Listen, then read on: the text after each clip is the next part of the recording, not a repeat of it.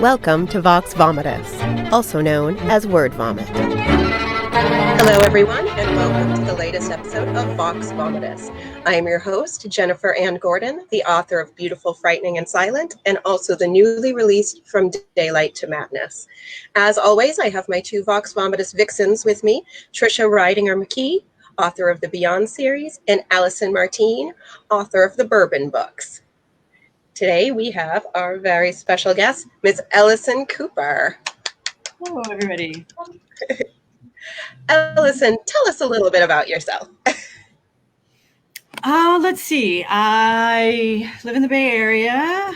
I have a Ph.D. in anthropology, so I spent most of my adult life working towards that and did research all over the world. So I've lived in West Africa and Central America, and I spent a lot of time working in London.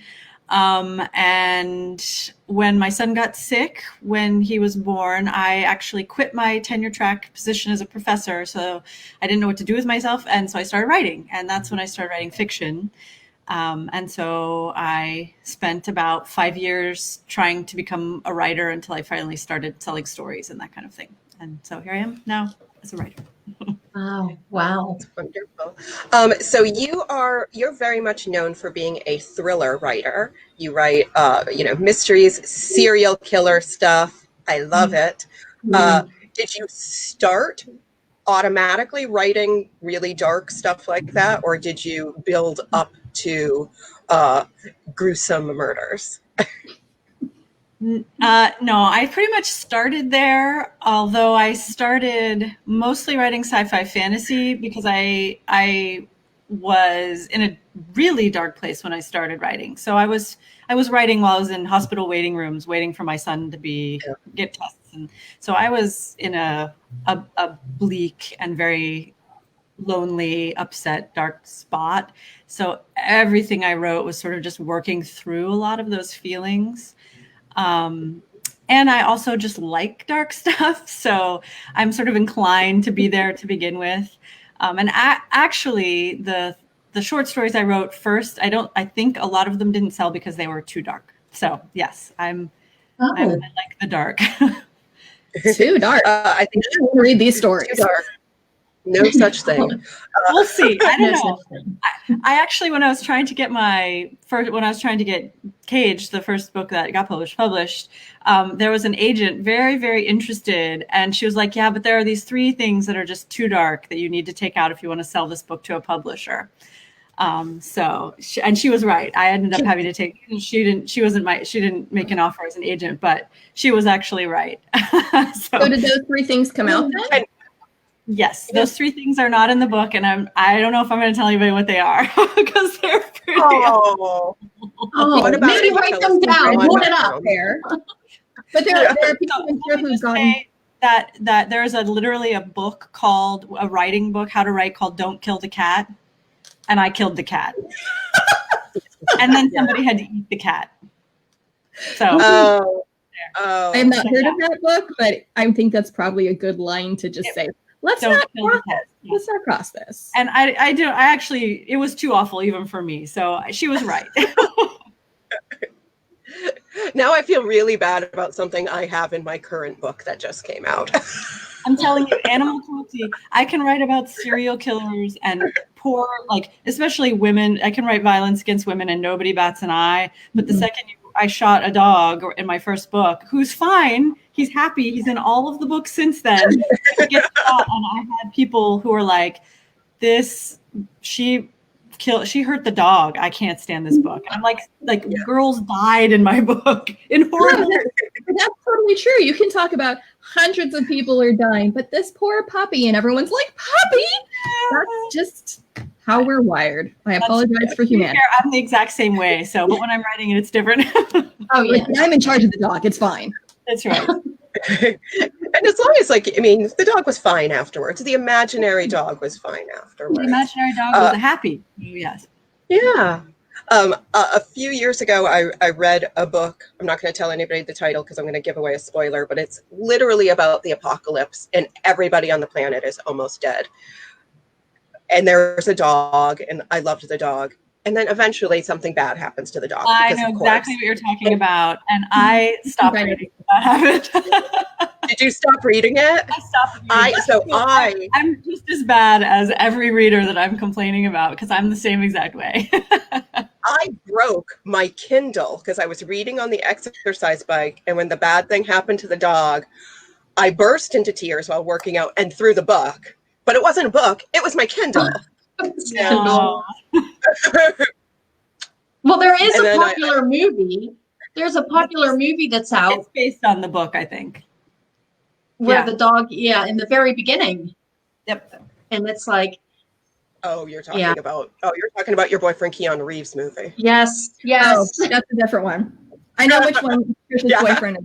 Yeah, that one's different, and I don't think it's. If I'm thinking of what Jen's thinking and Ellison's thinking, it's a different one. But all of those are worth throwing phones and Kindles and kicking the screen. Yep. How dare you with the dog? Well, Keanu sued me. It's okay.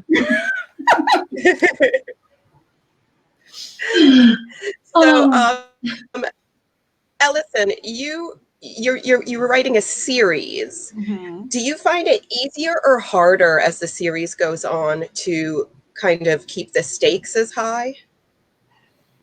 Like if you kill the cat in the first book, what do you have to like? What happens in the second book? Right, I agree. What's next? I think I haven't had a problem yet because I have had a pretty big story arc in mind for Sayer, my main character. And then also there are storylines that impinge on other secondary characters that will have very high stakes for them, which will make it high stakes for her because she loves them, right? So I think I can see why that could be an issue at book 20, but I don't feel that yet. But I can see in the future that there might have to be some major life changes for it to still feel fresh and have the stakes be meaningful. Are you going to book 20? I don't know. I'm in discussion right now with publishers, so I don't actually know what's going to happen next to the Sayer series. So I'm actually, while I'm waiting, I'm working on totally a standalone. Oh, nice. It's actually been a challenge though, because I got so comfortable with my main character and I love that world, and it's so real to me now at this point that it was actually not that it was easy, because it's never easy to write a book, but it was very different writing book 3 than book 1. And so now I'm having to create new characters, which is simultaneously awesome and exciting and fun. And I get to create these totally new people. But also it's challenging because they have to feel real. And there's like this switch point for me where they become real in my mind. And I can never tell when it's going to happen. Some characters, I think of them and they're immediately real. And I can't change anything about them. I either have to use them as is or get a new character because they're just so fundamentally real. And then there are these characters that just sort of stay gray until like 3/4 of the way through a draft. And then finally they click. And if they don't click, then I end up having to get rid of them because they suck. They're terrible flat characters. So it's taking me a while just to sort of get these new characters alive in my head. Right. Now, is it the same? Is it a thriller? Is it another like crime procedural? It's a near future thriller. Yeah, near future thriller. So it's kind of it's science fiction-y only in that the technology doesn't fully exist yet, but it's about brain-computer interfaces. So it's looking at a lot of the new technology that's coming out right now about brain-computer interfaces. I'm really interested in questions of sort of consciousness and how do we know what's real, and so it's going to focus on a lot of those questions. Yeah, so that would be like hard sci-fi. So you're really looking at the hard sciences behind it, and not so much speculative stuff about what's happening 3,000 years in the future. Yeah, no, everything in the book, it's going to be, maybe 10 years in the future. So everything in the book will either exist already or will exist probably in the next 10 to 15 years. Very nice. Yeah. Yeah, I'm having a lot of fun with it. Do you plot or are you a pantser? Like, how much I know you can have a general idea, but are you somebody who knows exactly what's going to happen in each chapter? No, okay. I'm always curious what those people. I do. I start off with a premise and a plot idea, and then I usually write a little bit, and then I get to the point where I need an outline. So I write really complicated books. Like there's a lot of pieces that have to fit together just right for it to be fast-paced enough to be interesting, but then also complex enough that it's a surprise. I mean, I like to have a twist and things like that. And I think to do that effectively, you have to kind of have a plan. And so I have about 20 whiteboards, and I end up, by the end of a book, I will have created, I don't know if you've ever seen the scene at every serial killer movie where you find the lair of the serial killer and there's this creepy wall. It's your room, isn't it, Ellison? The spring and the pictures, and that's my writing space when I'm finished. Writing about serial killers, you kind of have to become one. I have to sort of get in that headspace. Yeah, exactly. The crazy part, maybe not the actual murder, please. That's right. So then I do this elaborate outline, and I have like a character arc outline for each major character. I have plot points. I have timeline stuff. I have locations. So I have like a bunch of different whiteboards for each of those things. And then I do all of that work, and then I completely ignore it while I'm writing the rest of my book. And it's like bumpers for me, sort of. So I feel like I can careen wildly, but that gives me a framework, and I almost always end up getting to the same kind of place. Although sometimes I surprise myself and something happens, and I'm like, oh, ooh, and then I have to go down that road. But I do like to have an outline to completely ignore. Have you ever been writing and then get to the point where you think, what the hell am I doing? I've got to trash this 50 pages. Does that happen to you? That happens to me every book. Sadly, I have tried. I don't know how to get past this. It's obviously my process. It makes me want to cry and pull my hair out. I hate it. But it's my process, because every book I write about 30,000 words. So it's about, a third of a book, and I'm feeling really good about it. I'm feeling good. And then I hit a dead end, and I'm like, well, this is a problem. I obviously made a mistake. And when I hit a dead end like that, I usually go back to where I feel like things were flowing the best and start from there again. And then I almost always can keep going. But for some reason, every time I start a book, I get to that 30,000 words. I go back. I'm like, no, I'm back at the very beginning. And I have to rewrite the first 30,000 words every single time. So I now have 10, 30,000 word books sitting out there that I've completely thrown away. It's always the same characters. It's always the same premise, but I just have to rewrite it. And I just have to do it. If I don't do it, it sucks. What I've written sucks. And I have to rewrite it. And then with Buried, my second of the series, I ended up rewriting probably the entire second half. And I just wasn't happy with it. My editor was like, yeah, it's really good. And I was like, no. No. And so I ended up scrapping it and basically rewriting. I rewrote who was the killer. I rewrote, like, everything changed. So it happens to me a lot. I have written millions of words that are now in the trash bin. So do you still keep copies of those? Like, do you have a file somewhere on a dusty computer in your serial killer den? Totally. And God, I don't know how I would ever find it. Every once in a while, I'm like, oh, I wrote that scene that I really liked about this thing. And I'm like, what words, keywords, search for keywords. And I can never find them because there's so many. But yes, I have them all there sitting in somewhere. It's like, put them all together and release them like the ends of Clue, the movie, and just back to back. It doesn't matter if they don't actually make sense coherently. Just read them as kind of flash novella. Like it's a surrealist novel. Yes, very surreal. It won't make sense and no one will care. It's good. Yeah, it'd be the waiting for Godot of serial killers kind of thing. Exactly. People think it's high art.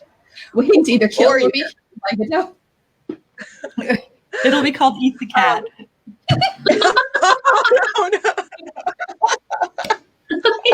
I almost spit bourbon on my computer. Oh, sorry. That is awesome. That is really awesome. Oh, seriously, Ellison, we need to do this project. Even if, I don't know. I can pull them all. Yeah, do it. And then you can come back on the show and we can do dramatic King is My son. hi. Hi to your son. Hi to your son. He's Hi. camera shy. Okay. Yeah. We all are, as you can tell. So I'm going to throw this over to Trisha. Do you have any questions for Ellison? Yes, you mentioned about the plots and everything else, trying to fit everything is so complicated. What do you enjoy most? Because I think they are very different. Do you enjoy the character development, or do you enjoy like the plots and the, you know, fitting things together? I don't know how to answer that because I actually really love parts of all of the process. Like there are things I love about both of those things.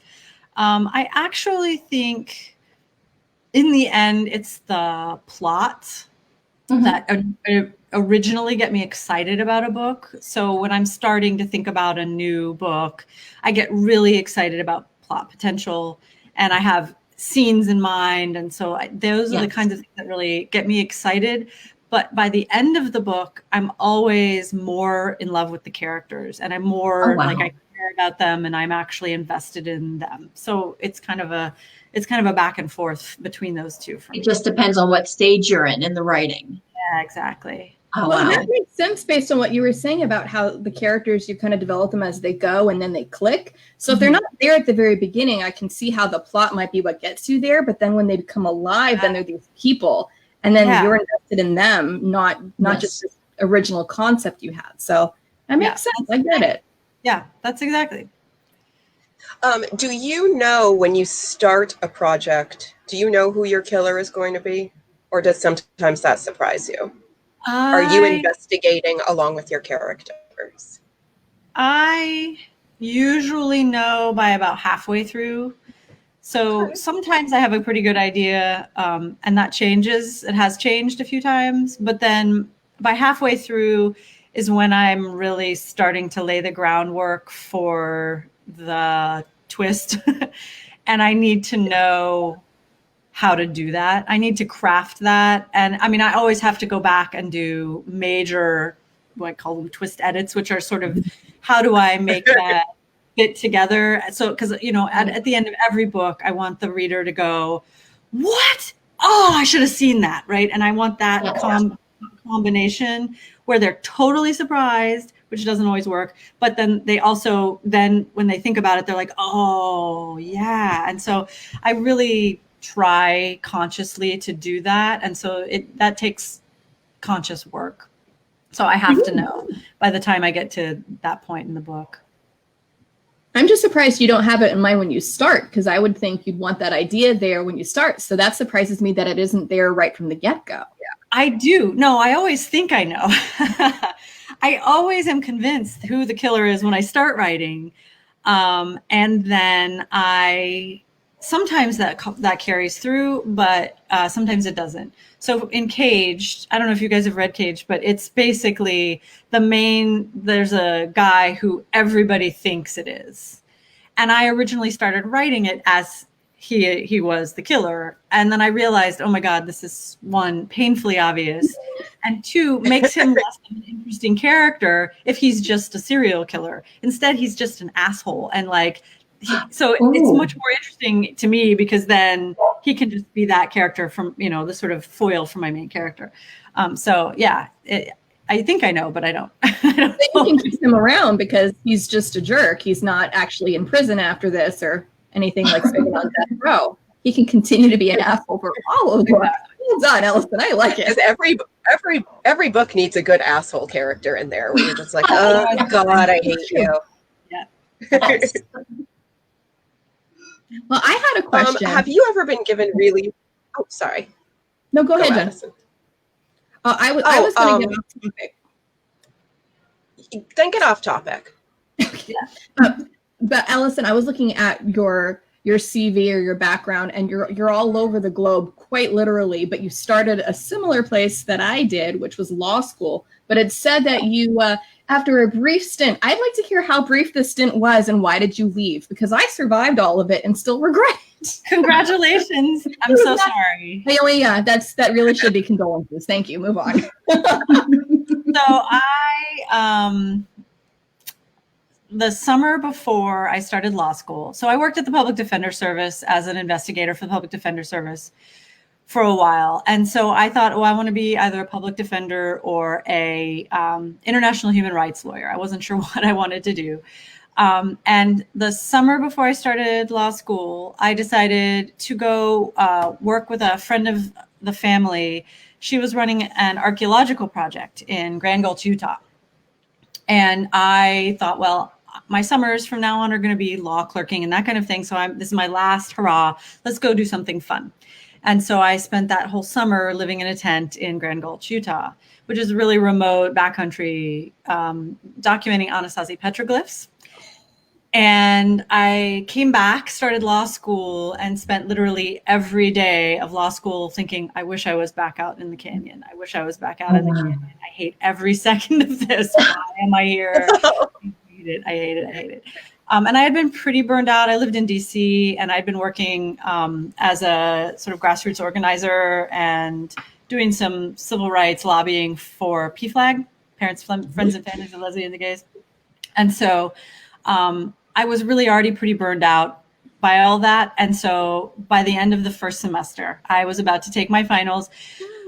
I took my finals and I walked from my last exam into the dean's office and I said, I'm leaving, bye. And I dropped out.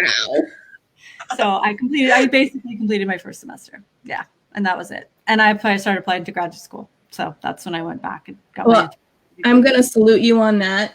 That's an amazing story. And that's the best law school dropout story I will probably ever hear. So I'm drinking to that. Cheers. But I didn't go to law school, but going through law school as it is has its moments, but I can't imagine going from something as amazing as studying these petroglyphs out in the wilderness and experiencing the world and then being like, I have to go research what now? And I don't want to do this. Sit in this library again. Exactly. And again. No, I didn't like it. I mean, it was a really good contrast for me to understand very clearly what I wanted to do with my life.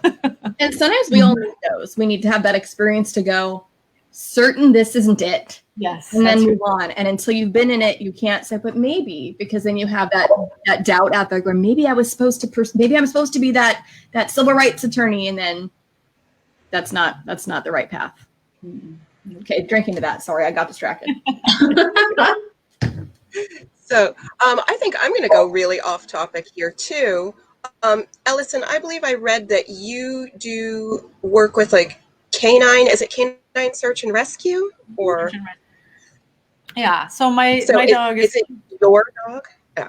Okay. Yeah. So I was a canine volunteer partner with my dog Shadow. She's passed away now.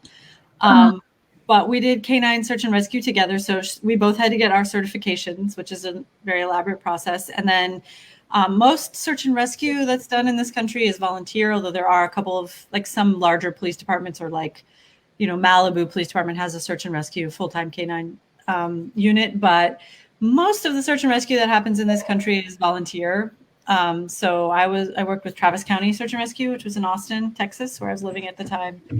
And I did wilderness search and rescue. So it's called SARTEC certified. And we basically got called in. Once you get certified, then you get called in by the police when somebody goes missing. And so we were on call 24 hours. And we just would go out and find people who got lost. I did live searches, although I also assisted a lot of cadaver searches and that kind of thing. So although my dog was a live searcher, so. But the way it works is each team, when you have a canine team, you have the main team, which is the handler and the canine. And then you have two sort of teammates that come with them. One is usually to do mapping and sort of keep track of where you are. And the other one is just to kind of be an extra set of eyes. So usually it's a 3-person, 1-dog team. So my dog, when we were the primaries, we would do live searches. And then I also was the secondary mapper for a lot of cadaver searches. Oh, wow. That's super fascinating. I find it so fascinating. I listened to a whole podcast about canine search and rescue for a while, and I find the bond that you would have with your pet is so incredible.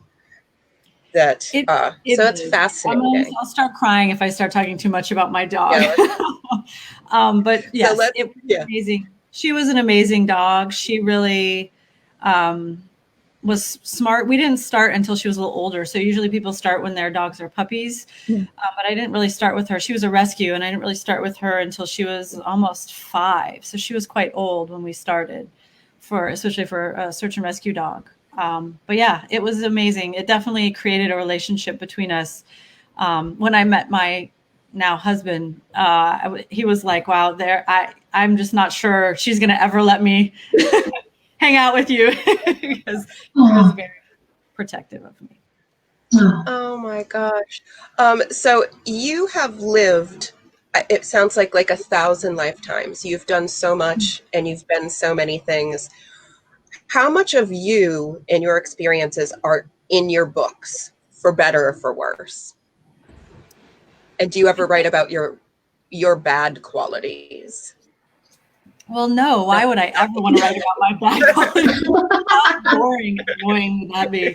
But no, I mean, I think so. When I started writing, I wrote there's a whole trunk novel that I wrote that it was sort of the book that I thought I should write, which was sort of female Indiana Jones with magic.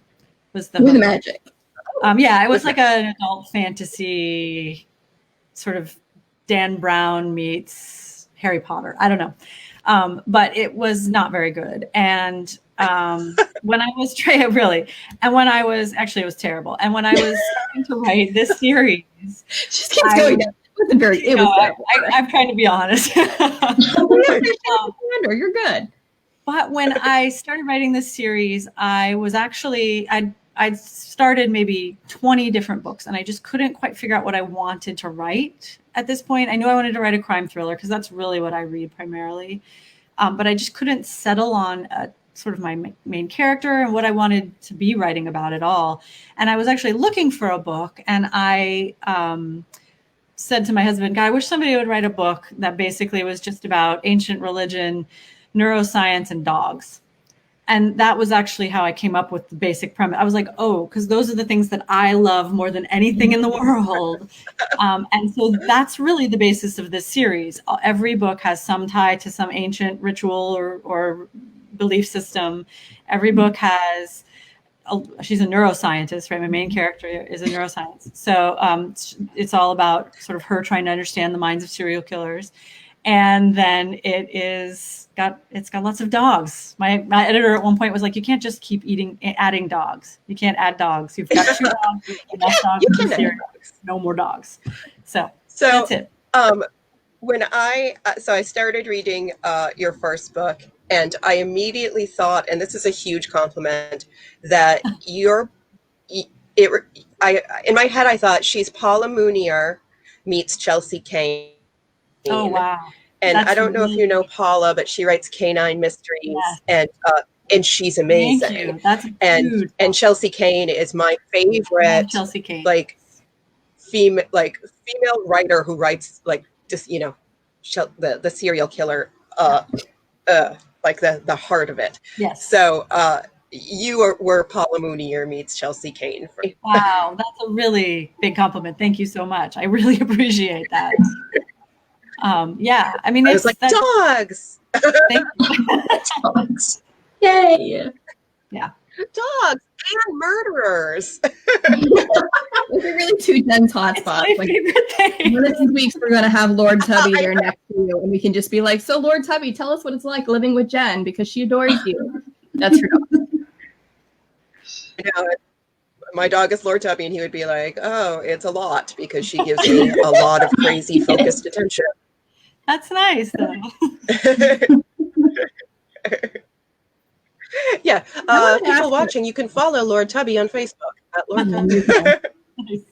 Ellison, I wanted to ask how you discovered that the book that is a trunk book ended up in the trunk. What was it that you decided this isn't working? Were you done with it when you decided it was not the thing, or were you still in progress? Everyone rejected it.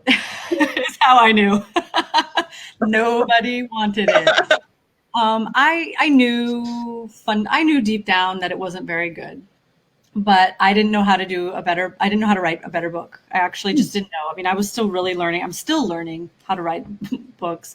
But I that was the first one I completed. And what had actually happened is I started that book, and I got about halfway through, or actually I got to my 30,000 word dead end, which I always get to. And I realized it wasn't very good. I realized that up until then, all of my writing had been academic. I published journal articles. And so it was just dry, and I just didn't know how to write fiction at all. And so I actually stopped, and I thought, well, okay, how am I going to learn how to write fiction? I have to practice. And writing a book is not a very good way to practice fiction writing because it's so in depth and it takes so long. So that's when I actually shifted to short stories. And I set myself a goal. I'm going to submit 2 short stories a month to a professional fiction publication. And so that's what I started doing, is I started writing at least 2 short stories a month and submitting them, and just kind of pumping them out as fast as I could. And that's actually how I really learned to write, because it just took, hundreds of thousands of words. And then I also when I first started, I just got all form rejections from the editors. And except for one very kind, the Tor.com editor, who was very kind. It was my very first submission. And I had included footnotes in a work of fiction, because I was like, well, I have to tell them where I got this piece of information. And I was just like, yeah, oh my God, I'm blushing even thinking about it, because I didn't read fiction, but for some reason I just was so academic, I couldn't stop myself from reading actual footnotes. Anyways, so I got all form. I'm happy at the footnotes though, because there is one of my favorite fiction authors does footnotes, and he does them humorously, and that's Terry Pratchett, and his footnotes are hilarious. So that would have been awesome if I had meant for it to be awesome, but instead it was literally just actual no, it was not. It was not Terry. Note of this is the research I did. Yeah, when you do full Blue Book site in your novel, then you go, I don't think I'm handling this in quite the right style of fashion that they might understand. Exactly. And I did eventually start getting feedback from editors as I think I got a little better. And then I started getting acceptances. And that's when I went back to the book, thinking now I'm going to finish it. And I did. I finished the book, and I submitted to, I'm going to guess, probably 120 agents, and got a little bit of interest, but in the end, no offers of representation. And so I was like, okay, well, it's obviously not good enough. So that's how I knew in the end, is that nobody bought it. Well, and then after that, though, did you apply what you'd learned about writing to something in the same genre, or did you immediately move from there to go, this maybe isn't where my voice sounds the best, so I need to find the genre where I can really sing? Yeah, so I do read some fantasy, but it's not the thing that I read the most. And I realized the more fantasy that I tried to write, when I write magic systems, it turns into this ludicrous thing that's totally unbelievable. Like it just is ridiculous. It goes right off the cliff. And I don't know why. I just can't write that. Because I've read enough that have done that. That probably isn't what would send somebody away, because I've read a few where I go, really, how is that supposed to work? And most people just go, well, don't look too closely. Okay, it's all hand waving. All love with the characters and ignore the plot. It's good. I don't know. Like even those, it was like add 10 times more ridiculous to that. And that's what it I'll take your word for it there. It really is. And I actually read, like when I probably read maybe 10% sci-fi fantasy. I actually really like hard sci-fi. But then the other 90% is all crime and thriller and mystery stuff. So that's really, I feel like I had it's almost like an archetypal rhythm to those books. And I've read thousands of them at this point in my life. And so it's almost like I just understand how they work on some deep level. And so I can tell when I'm reading, when my pacing's off or that something's just not right. And so I knew when I finished that first book, I was like, why am I not writing the thing that I know and love the most? So I knew that's what I was going to work on next. Right. Yeah. I was just going to ask. I was going to ask if it changed though when you were all the things you'd read up to that point, like you said, that breakdown of the hard sci-fi versus the crime thrillers, has it always been that percentage, or did it change as now that's what you're writing more? No, even as a little girl, so I think I was 15 or 14 when I started reading like mostly serial killer genre books. I have no idea why. Poor mother. No. My mother is the one that got me into them. So, good job, man. Yeah. You know that song, Great Big Gobs of Greasy Grimy Gopher Guts? Have you ever heard that little kid song? My mom taught me that when I was 4. So there's my mom. Yeah. Do you know the Dindabeck song? No. That's probably even worse. I will not share it on here, but it's what happens to puppy dogs, and they end up in other things. See, if you're not supposed to kill the dog, then I can't sing it on the show. But I think it's probably, I have a Penna Dutch background, so something like Dindabeck. I mean, I'm going to blame that. Yeah, well, no, I have not ever heard that one, but I can blame my mother for a lot of, and she's like a nurse. She's like the most sweet, nice person in the world. But she had a little bit of a dark side that she shared. Love it. Yeah. I love it. So before we go, I would say as a connoisseur of the dark serial killer, Ellison, do you have a favorite serial killer book? Do you have a favorite serial? Actually, no. I'm going to switch this. Do you have a favorite serial killer, real life serial killer? Oh, I don't. That you like to research just for fun? I actually don't. So the weird thing about me, I guess, is I don't like true crime. I have no interest in true crime. I don't read true crime. I don't know anything about me. You know, I know the basics about serial killers, but I really have no interest in real serial killers. And I think so. To me, and this is controversial, serial killer novels are fantasy novels. To me, the best ones, the ones that I like the most, are fantasy novels, because the police or the main character, the detective, whoever's hunting the serial killer, is usually superhero, right? On some level. I mean, my main character. I was just. If you want to talk about Mary Sue, which I hate the concept of a Mary Sue, screw that. Like, whatever we should get to have is, you know, our superheroes. But my main character is a motorcycle riding neuroscientist FBI agent. Like, she is too much, right? She's not with really, a sidecar. I know women like her who are that amazing, but she's a superhero. Right? She's just a slightly more realistic superhero, and she's hunting people who aren't really realistic. Like Thomas Harris and all his books, none of that is realistic. It's heightened drama. It's heightened everything. It's the good versus evil hunt. And I love that. So I don't think I like real serial killers because they're banal, right? They're real killers are just assholes who are sexual sadists, most of them. And I don't actually really have any interest in reading about that. Yeah. So, yeah. And if you notice in my books, all of my books, you go to the victims. Oh, I'm sorry. I lost you for a second. Oh, no, that's so okay. in all my books, I just heard a dog bark, but I don't know whose dog it is. Jen's frozen, but I can hear you, Ellison. Oh, are you there, Jen? Okay. So when you go to the victim in my book, and they always are an agent in their own escape, and they always survive. Yeah. Because I don't actually want to read about, I know, violence against women in books is actually not of any interest to me. I don't like books that they get a little too loving in their description of the serial killer.